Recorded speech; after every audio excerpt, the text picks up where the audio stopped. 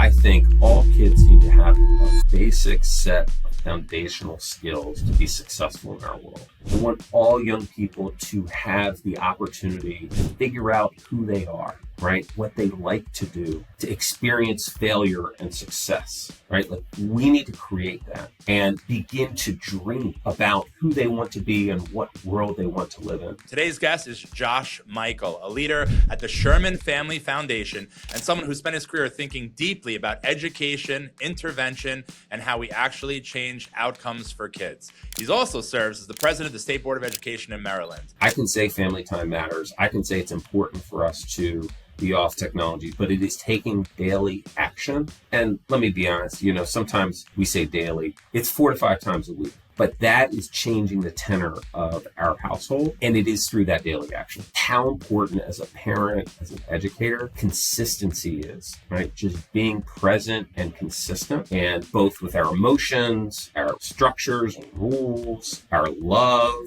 how we communicate our love and care for them, and the physical presence. Consistency in all those, it's the name of the game. They're watching everything we do. They're listening to the words we use. They are watching our emotions and how we respond to situations. They are watching to see what we do and don't do in given situations. They're looking to see what makes us happy. They're looking to see what makes us sad. They're looking at all of these things because they're trying it on for size, right? They're going to look at what you do. Sometimes my kids will say things and I'm like, who are you? They're saying something and they're saying back the same exact thing that I might say. Let's dad.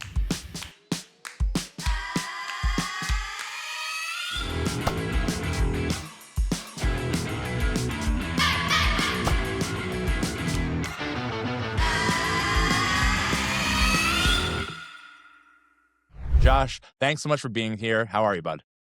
I'm doing great, Andrew. Thanks for having me on. Of course. I hope that opening gave, props to how amazing you are and how excited I am to speak to you for sure. So before we get into the good stuff, let's go back. So how'd you grow up? What was your childhood environment like? And who invested in you when you were young to kind of turn you into the Josh that I now see today? Awesome. Well, look, I grew up in a house with my mom and dad and my sister, Jenny, and we grew up here in Maryland. Are you older or younger? I'm the oldest, about 2.5 years older than my sister. So we definitely grew up together. My parents were pretty young. So when I was born, my dad was 25, my mom was 22, and they were really focused people. And my dad was an educator. He was a math teacher in a high school, and he was a lacrosse and football coach. And that was a big part of his identity and what went on in our house. My mom they both still are really active parts of our life. My mom was really organized. She was really focused on our childhood and making sure that it was cultivated in a really purposeful way. And so, my parents, nobody's perfect, but they were amazing in shaping, an amazing childhood for my sister Jenny and me. The other thing, I think it's important, as I think about my childhood, my grandparents were really present in my life. So my mom's parents were in their late 40s when I was born. And so they kind of took the opportunity. I was their first grandchild. And so they got another crack at being parents with me in some ways. And I had very close relationships with my grandparents. We talked about it a little bit later, but I ended up living with my grandfather when my grandmother died. And it's a really cherished relationship. And then my dad's adopted mom is someone that I became very close with more in my 20s and, was very close with growing up, but became very close with then. So really seminal core family. And I'd say the other big piece, I had amazing teachers in schools and coaches. My dad coached me in sports a lot growing up, but I had amazing educators. I think about Miss Thrasher, Miss Tucker in first and second grade, and Miss Weinstein in middle school. And I think about Mr. Michelli also in middle school and Mr. Siegert in high school, as well as many others that shaped both my worldview on the important role that schools play and can play in a young person's life, and really shaped how, the person that I've become today. Well, thank you for the share. My dad's dad and my dad's mom too. My grandparents were super instrumental Poppy and Nanny is the legacy. So, we grew up a certain way. They definitely rubbed off. I'm probably Poppy Jr. Poppy, especially in the data up movement, is a huge kind of part of it. It's unfortunate. Nanny just passed away a handful of months ago, and Poppy has dementia. It's definitely made me realize to take advantage of moments while they're still there. But they had the best life. And you talk about the difference in potential, decades and culture. So my grandfather was born 1932. My grandmother 1935. They were in Brooklyn. They went on one date, Josh, one date, a blind date. And Nanny thought Poppy, I don't know what she's calling back then, Danny, his name's Daniel. She was obnoxious. So what did he do? There's a lot of rumors that he couldn't even pay the check. It was a double date. The other guy did, and he kind of bamboozled the guy. So then he asked her on a second date. Originally, she said no, my understanding is. Went on a second date. And after the second date, Josh, he proposed. Wow. And they're happily married. They're happily married for, 100 years. And they had 3 kids at like 22 and 20, 3 boys within 3 years. But, to your point, your grandparents were in your 40s. Now, a lot of my ecosystem and my circle, people are having kids late 30s into 40s, for a multitude of reasons. So I appreciate the share. My grandparents, too, are like my surrogate parents. And, Poppy being an instrumental role model in my life played a huge part. But was there a moment when you personally, when you realized that you wanted to work in education or intervention or making a difference in kids' lives?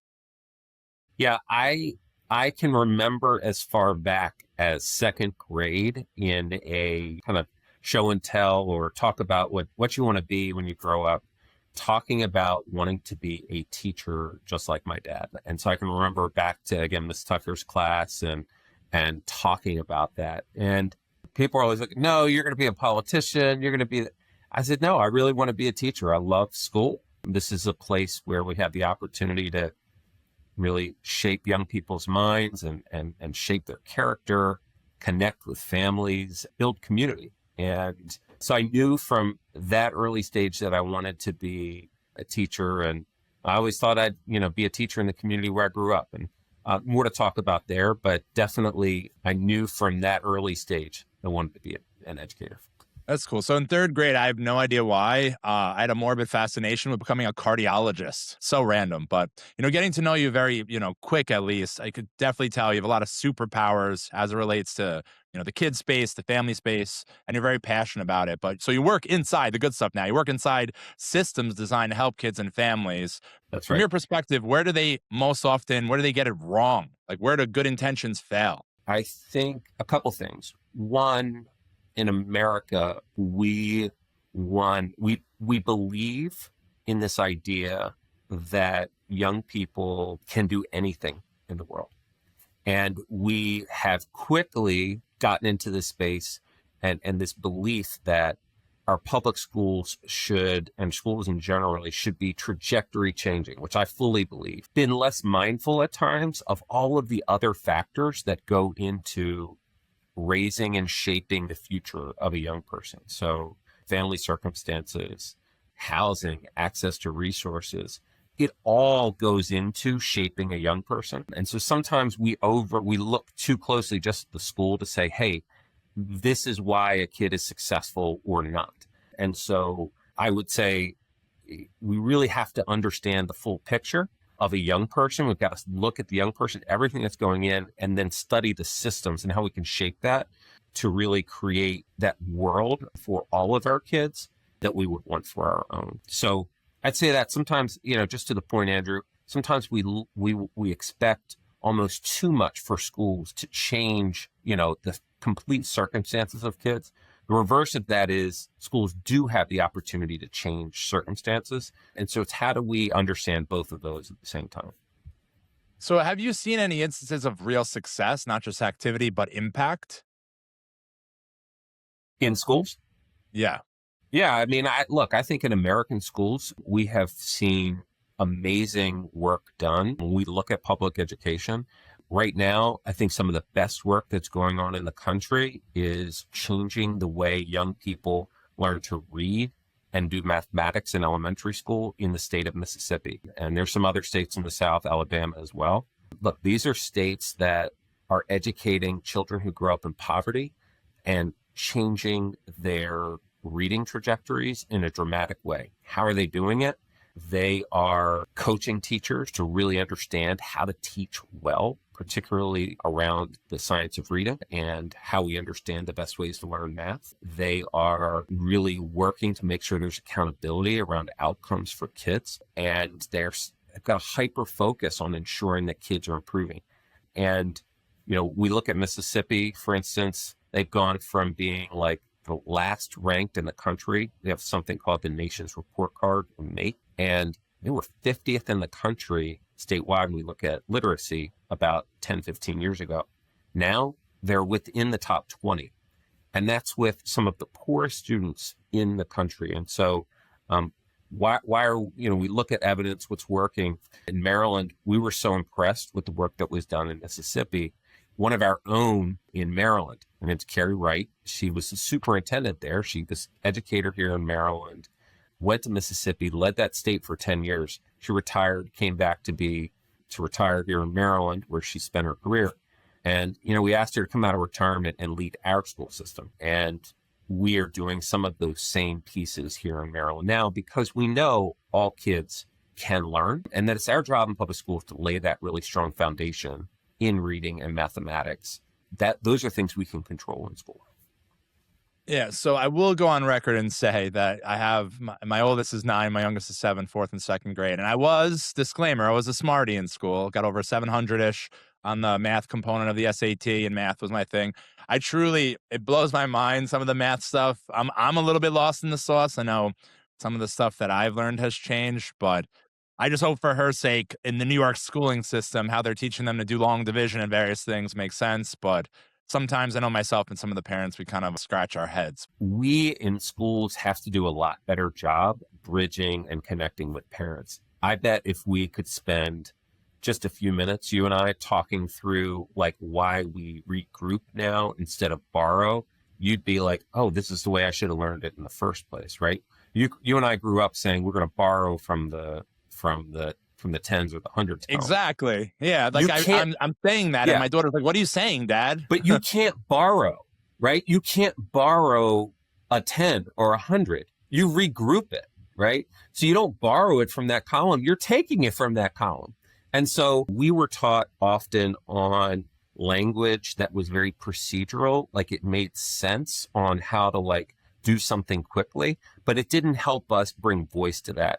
And when I say regroup versus borrow, we need to come along in some ways on that, because the language we used didn't make sense. But I'll say this, and I push you, Andrew, have a conversation with that math teacher, just 10 minutes on how they're teaching it.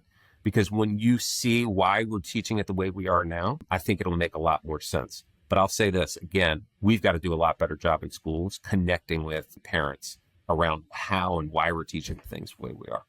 Yeah, I think it'll give me a bonding moment with my kids too, because I'll say, hey, are there any YouTube videos I could watch? So instead of watching the shorts, I don't know, your kids, like the Italian brain rots and 99 days, nights in the forest, instead of that being my Saturday morning while I try to get them some homemade pancakes that I learned off YouTube, I'll watch some of that stuff. But, in your extensive studies, in your research and your roles, which are amazing. So when kids are watching adults, parents, teachers, leaders, what do you think they're actually learning? You think that there's a way for kids are they observing how adults handle pressure? Yes. I mean, they're watching everything we do. They're listening to the words we use. They are watching our emotions and how we respond to situations. They are watching to see what we do and don't do in given situations. They're looking to see what makes us happy. They're looking to see what makes us sad, right? They're looking at all of these things because they're trying it on for size, right? They're going to look at what you do. I don't know if you have this experience, Andrew, but sometimes my kids will say things and I'm like, who are you? Right? They're saying something and they're saying back the same exact thing that I might say, right? Or that they heard an adult at school. Right. And they're watching everything. And, I learned this early as a teacher. I was a middle school math teacher when I taught, and goodness, my students, it was like a mirror, right? They were watching how I responded. My wife was also a teacher. And one of the things she says a lot now that we're parenting together, it was something she learned teaching. It's that an escalated adult can never de-escalate a child. And I had to see my role when I was, Wow, that's a now, powerful sentence. I'm going to use right. that. That's right. An escalated adult can never Wow. de-escalate a child. I had to see my role. So you're asking about how young people see us. They're looking for us to set the tone in every interaction. I had to see when I was managing a class of 28 seventh graders that how I responded to them, it was the other way. They were responding to me and the tone I was setting and my presence, and they were really looking to me to lead. I say often in the professional context that teaching is the greatest act of leadership that you will ever take. I ask young people, they look at me funny. I say, tell me another time where you, and when I was in middle school, had the opportunity to shape and lead the minds of 100 young people across 7 hours every day.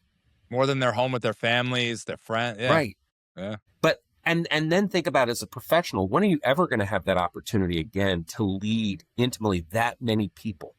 Right. And so, to your question, I mean, they're watching everything. And so last thing I'll say is just how important as a parent, as an educator, consistency is, right? Just being present and consistent, and both with our emotions, our structures and rules, our love, how much we, how we communicate our love and care for them, and the physical presence, consistency in all those. It's the name of the game.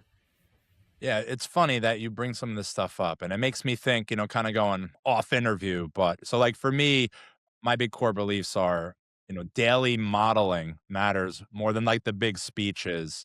Like some of the things that I've referenced in some of our conversations with a lot of my guests on the show are, how many dads out there have you said or heard, I die for my kids? It's like they pound their chest and they die, and that's great. But would you lead by example, right? Would you be attentively present, not just there? It's just like actions speak louder than words to me. Let me Some of give the you an example of something in my house. I'm really wrestling with, I know that my kids need less technology, that we should be watching less TV. Like, I don't want them having iPads yet. Mine are 7, 5, and 2. Like, we're not in that yet. But I got to tell you, like, my kids love to watch TV. And honestly, if I'm working too much, doing too much stuff around the house, like, I just want to turn on the TV sometimes. I can't tell them to not engage in technology and then me do the exact opposite. exactly. And so, Monkey see, monkey do, right? And then That's to right. your point of even the de-escalation, it's the same thing. That it's hard. Yeah. And so, like, we're starting something new this year, and it is already changed the tenor of our house. It's called Quiet Hour from 7 to 8. And I know this sounds crazy. From 7 to 8, we turn off the TV. We put the iPads in the other, the phones in the other room. We do this, put this up. We all come to the family room, and we got to do something quiet and independent together. So I've got my book. My 7-year-old, she's reading really fluently now. So she's got her books that she's reading. My 5-year-old, she's got her Tony box. So with her headphones on, so we'll get her on book soon. But we are all together, and it's becoming a ritual. Our 2-year-old, he is going to bed during this time. So we'll phase him in a little bit. And my wife, then she comes down after she puts Joe down, and we just are all there together, present. And to your point, right, it's our actions more than it is our words. I can say family time matters. I can say it's important for us to be off technology, but it is taking daily action. And let me be honest, sometimes we say daily, it's 4 to 5 times a week. But that is changing the tenor of our household. And it is through that daily action. And if you were to speculate, somebody who's extremely educated, you feel by doing that developmentally, you would hope to see what versus what? Yeah. I mean, what I'm hoping to see, one, is to see their nervous system relax in the evening. Right. Yeah. So that's number one. Like, I was noticing in our kids, they were wired still at 8 o'clock. It's because what we were doing before 8 o'clock. Right. So one, I wanted that. Two, I wanted to create space and time in the day where my children and I weren't in constant, like where we could be present, but not constantly in back and forth and needing like feedback. So either me giving them directions or them asking questions or wanting like to go back and forth. I wanted us to be able to be in the same space and be present. And so that's something. And really the piece that comes next is build a deeper trust between us as a family. And that's something we're really cultivating at this point. So kind of, piggybacking off that or dovetailing into another cool question, kind of, off topic, but definitely want your opinion, something I struggle with as well. So, Bronx Tale is a movie that I loved. It's kind of like the Machiavellian concept, right? Machiavelli's book, The Prince, where would you rather be loved or feared? So the same thing as relates to being a dad, and we've talked about it oftentimes in Dad or a podcast or just in general, how dads are trained to potentially be the guy to provide financially and just like not have emotions and man up and be the protector. And now kind of the rise of an emotional, kind of more open, supportive dad. But do you struggle or do you have an opinion around the dad, the real dad? And can you be loved? Can you be feared? Can you be a mixture of both? Does it have to be one?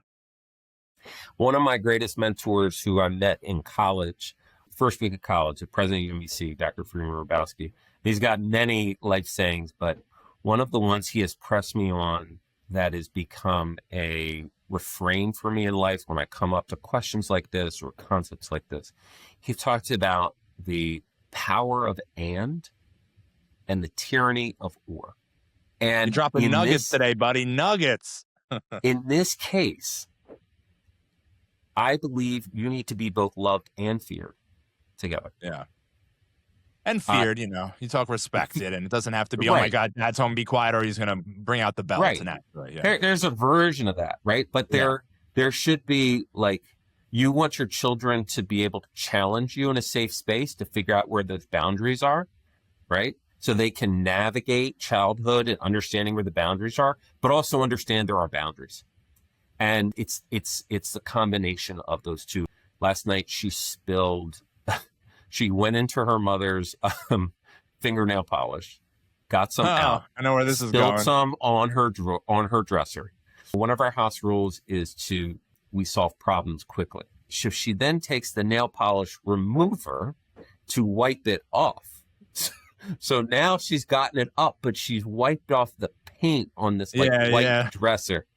So it's not until that point does she call to try to get us. And at this point, we can smell the nail polish remover, and it's not good. But anyways, she was really embarrassed, and she was kind of fearful about what to do. But she knew that there was a boundary there, and she had done something wrong. But then in that moment, we had the opportunity to tell her this is not okay, right? But to do it calmly, explain why. I let her give herself her own consequence. I knew she had come up. She was feeling the fear so much. You could see in her body language and how she was responding. She was so fearful in that moment. And so that was a moment for love, because I want to carry both of those, that respect and love at all times. Thank you for sharing. Definitely going to take that and try to bring it to the Russell household. So thank you. That and versus or, right? Versus the tyranny of or. I think that's amazing. So thank you for sure for that share. So let me ask you, do you think fathers are underutilized in systems designed to support kids? And what role do dads play that isn't being activated enough, in your opinion? 100%. Look, I think that, again, this is power band tyranny war. So I believe there is an exceptionally important role for mothers and fathers in every child's life, right? I also believe there are non-traditional families, and non-traditional families, 2 moms, 2 dads, 1 mom, a dad, an uncle, right? We need maternal and paternal energy, though, in every child's life. I teach here in Baltimore and have taught here in Baltimore and live here in Baltimore City. Look, we got a spot where we have just in the nature of things, we have historical and structural racism that has disproportionately affected Black men. We have a lot of challenges here in Baltimore, but what I know is that when dads are present in young people's lives, they are better off.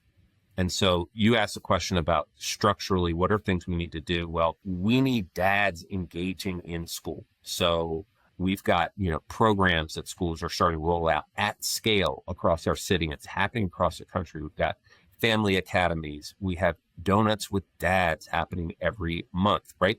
Just like muffins with moms. Both need to Donuts happen. with dad. I like that. Fun Yeah. fact, this year was the first ever, I think, for my daughter's fourth grade class dad.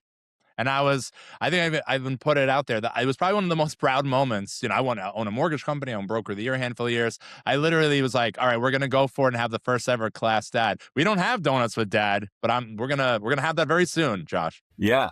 So these are the structures and systems, that are important to get dads present in school. Let me say, when we look at education, we have a lot of women in schools and it's amazing. But let me also say that a lot of the challenges that we have in public schools come from the fact that we said that teaching 70, 80, 100 years ago was a woman's job. And at that time, that meant it wasn't as valued in our society. I think we'd be a lot better off if we had a much stronger mix of women and men, bringing different energy into our schools. And so that's why, Maryland, we've got some really exciting initiatives going on. Our governor is really focused on, we've got what we call grow your own system. So it's grow your own programs in Maryland. We're investing in bringing new people into schools.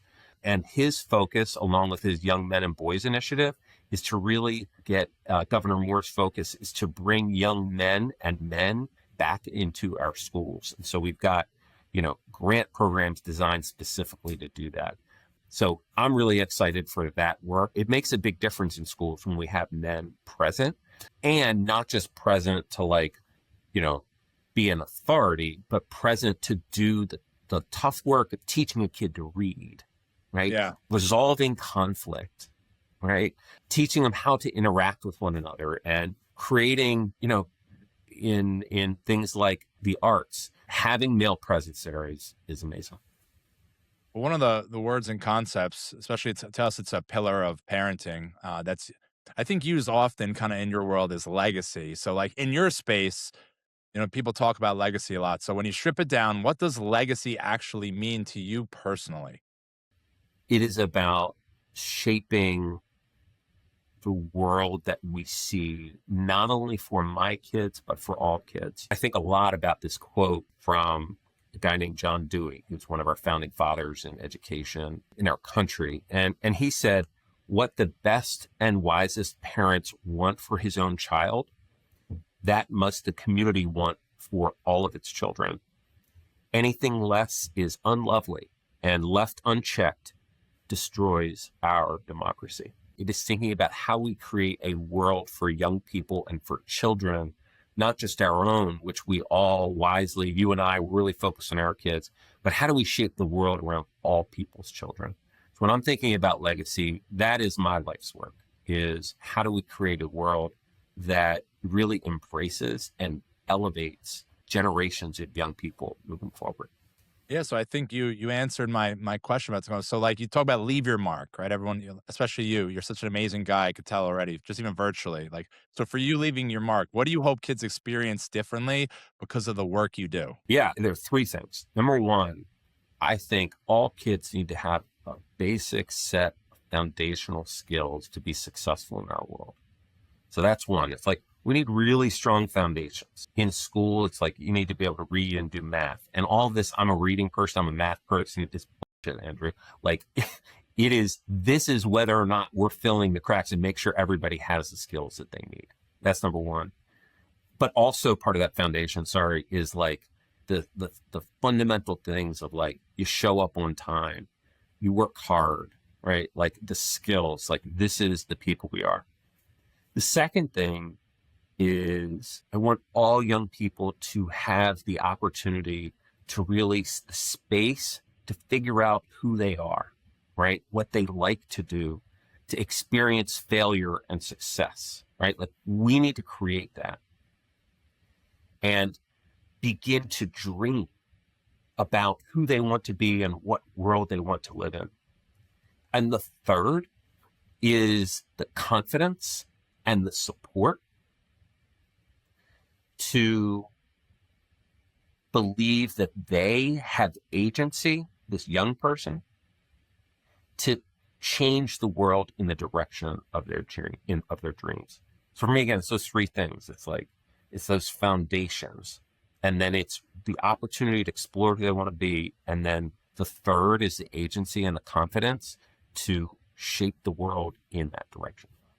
Well, it's cool to see your passion around the space. I'm just curious, do you think you can account your passion to your mother, your father, your grandparents? Are you kind of a blend of all? Like, do you think this all came from something specific, or this is just your DNA and who you're meant to be? My mom and dad, they're very different people, but they're both really passionate, and they've got strong personalities, which I do too. And I'm shaped in large part by them. And then the other pieces, the other people, my grandparents, others, there were redeeming qualities in them that I have latched onto, and I carried with me. I think the third, I'll tell a story. I think it's the third for me is like, what is God's purpose for me? This morning, my daughter asked me, she said, Dad, Tessa, my 7-year-old, she said, do you like being the president of the State Board of Education? She asked you This was that? in the car wreck. Yeah, she did. I said, She's yeah, 7, right? I do. She's 7. Wow. I said, yeah, I do. She said, why? I said, You said why? Wow. yeah, this is going to go on for a bit. So she said, so I said, yeah, I think Tessa, God put me on this earth to help young people and to solve problems. Like, I'm really good at solving problems. And she said, yeah, I think you are. She said, why did God put me on this earth? I said, I don't know, Tessa. Why do you think God put you? What really is God's purpose for you? Yeah. She says, I think God put me on this earth to take care of our planet and to take care of other people. I said, oh, what do you mean by that? She said, well, we've really got to take care, she's got a big thing about koalas right now. And she's thinking about trees and paper. There's a lot going on there. And the other is she just really takes care of other people at school. And she's a big sister. She's got real big sister energy going on. Part of it is how you're shaped. And it goes back to what we envision for every kid, and that notion of agency and that notion of being able to dream. But then part of it's also this purpose for me, and how I think about it.